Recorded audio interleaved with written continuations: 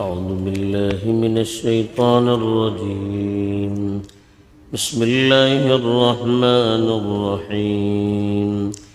فمن كان منكم مريضا أو به أذى من رأسه ففدية من صيام أو صدقة أو نسك، فإذا أمنتم فمن تمتع بالعمرة إلى الحج فما استيسر من الهدي، فمن لم يجد فصيام 3 أيام في الحج و7 إذا رجعتم، تلك 10 كاملة، ذلك لمن لم يكن أهله حاضر المسجد الحرام، واتقوا الله واعلموا أن الله شديد العقاب.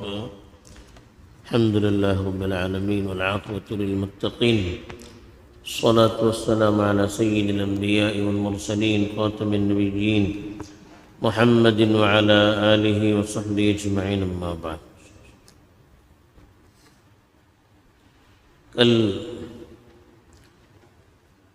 حج کے سلسلے میں جس آیت کی ابھی تلاوت کی گئی تھی اس کے ایک ٹکڑے پر گفتگو کی گئی تھی، جس میں ایک مسئلہ یہ بھی تھا کہ جانور کو ذبح کرنے سے پہلے سر کے بال منڈوائے نہیں جا سکتے. وجہ یہ ہے کہ کل بھی اشارہ کیا گیا تھا کہ احرام جب باندھا جاتا ہے اس میں بہت ساری پابندیاں ہوتی ہیں. اس میں ایک پابندی یہ بھی ہوتی ہے کہ حالت احرام میں بال نہ منڈوا سکتے ہیں نہ نکال سکتے ہیں، اس کی پابندی ہے. لیکن اگر آدمی تکلیف کی وجہ سے بال سر پر رکھ نہیں پاتا، بال کے سر پر رہنے سے اس کو تکلیف ہوتی ہے، مثلا جوئیں بہت زیادہ ہو گئے یا سر میں درد ہو رہا ہے، تکلیف ہو رہی ہے، جب تک بال منڈوائیں گے نہیں وہ تکلیف نہیں جا سکتی ہے. تو یہ ایک عذر ہے، اور اسلام عذر کے موقع پر آسانی اور سہولت کے احکام دیتا ہے. اس لیے کہ اسلام سب کے لیے ہے، جو صحت مند ہے ان کے لیے بھی ہے، جو معذور ہیں، کمزور ہیں، بے بس ہیں، بیمار ہیں، ان کے لیے بھی اسلام ہے. تو لوگوں کے حالات کے اعتبار سے اللہ تعالیٰ اسی طرح کے احکام اور سہولتیں ان کے لیے مہیا کرتا ہے.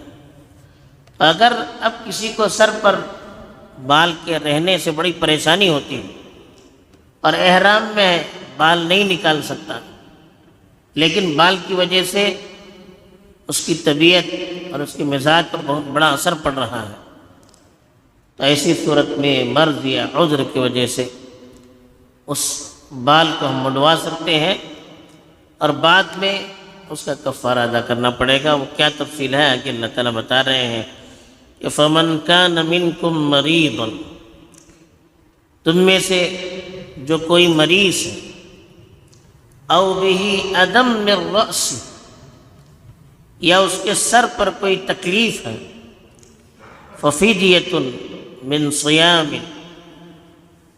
اور اس کی بنیاد پر اگر اس نے بال نکلوا دیے تو اس لیے اس کا فدیہ کیا ہے؟ روزے رکھنا ہے. او صدقۃ، یا صدقہ دینا ہے. او نسک، یا قربانی کرنا ہے.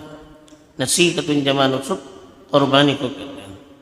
تو اب یہ بتا دیا کہ اگر کوئی مریض ہے یا کسی کو سر میں زیادہ تکلیف ہے اور اس کی وجہ سے وہ احرام کی پابندیوں پر عمل نہیں کر سکتا، تو اس کی وجہ سے اس کو کیا کرنا پڑے گا؟ فدیہ دینا پڑے گا. وہ فدیہ کیا ہے؟ یا تو روزے رکھیں گے، روزے 3 دن کے روزے رکھے جاتے ہیں، یا صدقہ دیں گے، 6 مسکینوں کو 3 سا کھانا کھلائیں گے یا راشن دیں گے. 3 سا کا مطلب جیسے ایک سا میں ہمارے یہاں کے حساب کے مطابق 2 کلو 100 گرام ہوتا ہے، تو اسی بات سے ایک مسکین کو 1 کلو 50 گرام دیا جائے گا. تو یہ 6 مسکینوں کو 3 سا کھانا کھلائیں گے، او نسک، یا قربانی کریں گے۔ قربانی کا مطلب بکرا ہے، یا اونٹ کریں تو زیادہ افضل ہے، بکرا آخری ہے، کر سکتے ہیں تو قربانی کریں گے۔ یہ کب ہے؟ جب احرام کی پابندی نہیں کر سکتے اور سر کے بال وغیرہ منڈوانے کی ضرورت پڑے۔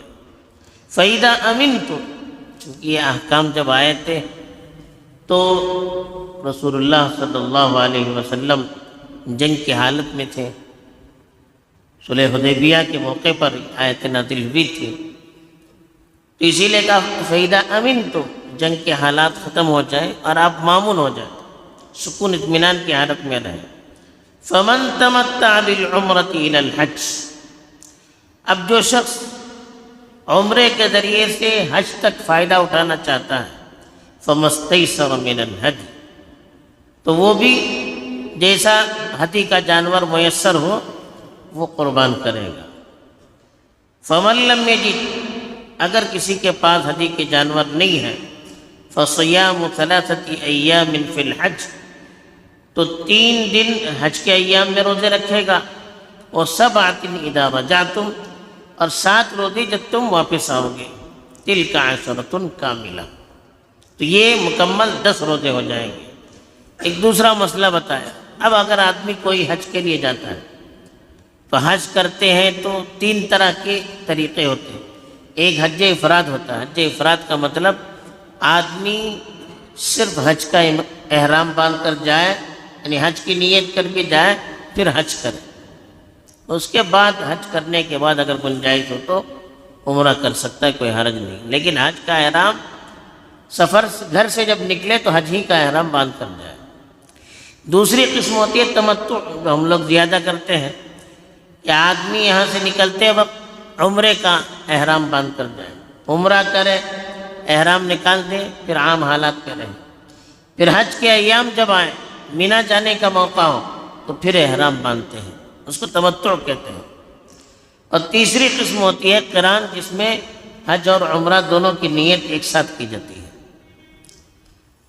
تو آدمی اگر حج افراد کرتا ہے، خالی حج کے لیے جاتا ہے، تو اس پر کوئی دم نہیں ہے، لیکن حج تمتع کرتا ہے یا قران کرتا ہے تو اس میں سہولت ہوتی ہے، ایک ہی سفر میں حج اور عمرہ ہو جاتا ہے، چاہے ایک ساتھ کرے چاہے الگ الگ کرے، ایک ہی سفر میں حج اور عمرہ دونوں حاصل ہو جاتا ہے، تو اس لیے سہولت کی وجہ سے دم دینا پڑتا ہے۔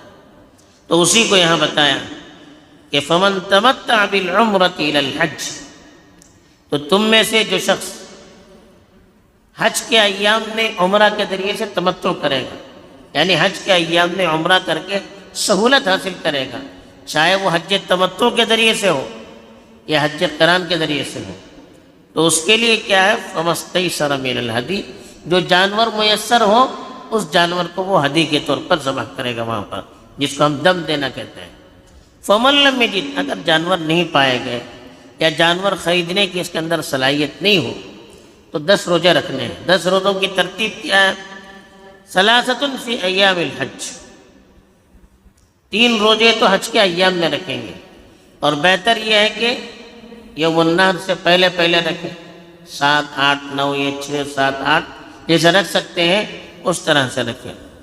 وَسَبْعَةٍ إِذَا رَجَعْتُمْ، اور 7 روزے جب آپ اپنے وطن لوٹے تب رکھیں۔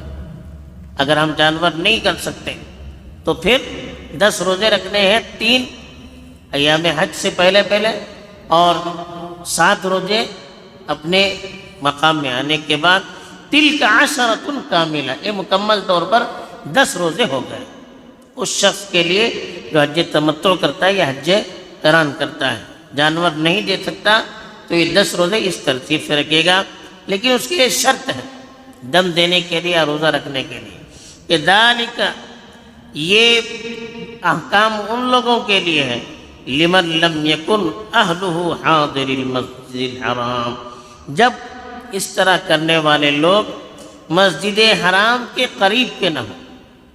مسجد حرام کے قریب کا مطلب امام شافعی کہتے ہیں کہ حدود قصر کے اندر، یعنی اتنا قریب ہو کہ جہاں سے آنے پر قصر کرنے کی ضرورت نہ پڑے، وہ حاضرین مسجد الحرام ہے۔ اتنی دور سے آتا ہے کہ جہاں سے آنے پر ہمیں قصر کرنے کی ضرورت پڑتی ہو تو وہ حدود حرم میں نہیں ہے، وہ حاضرین مسجد الحرام میں نہیں ہے، بلکہ وہ شخص جو اگر اپنے گھر سے سفر کر کے مسجد حرام تک آئے تو اس کے لیے قصر کی اجازت نہ ہو تو وہ حاضرین مسجد الحرام میں سے ہے۔ اور امام ابو حنیفہ کہتے ہیں کہ میقات جو ہے، میقات کے اندر سے جو آتا ہے وہ حاضرین مسجد الحرام ہے۔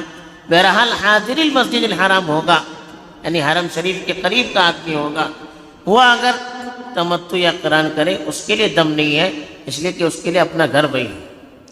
باقی جو دوسرے سفر کر کے آتے ہیں ان کے لیے یہ جو شکل بتائی گئی ہے تو قربانی کرنا، قربانی نہ ہونے کی صورت میں یہ روزے رکھنا، یہ پابندیاں عائد کی گئی ہے۔ واتقوا اللہ واعلموا، آخر میں پھر کہتے ہیں واتقوا اللہ، اللہ کی نافرمانی سے بچتے رہنا، واعلموا، اور یاد رکھنا ان اللہ شدید العقاب، کہ اللہ تعالیٰ بڑی سخت پکڑ کرنے والے ہیں۔ بہرحال حج کے سلسلے میں یہ احکام بیان کیے گئے ہیں۔ اللہ تعالیٰ ہمیں حج کی بھی بار بار توفیق دے اور ان احکام کی پابندی کے ساتھ کرنے کی توفیق دے۔ آمین۔ وآخر دعوانا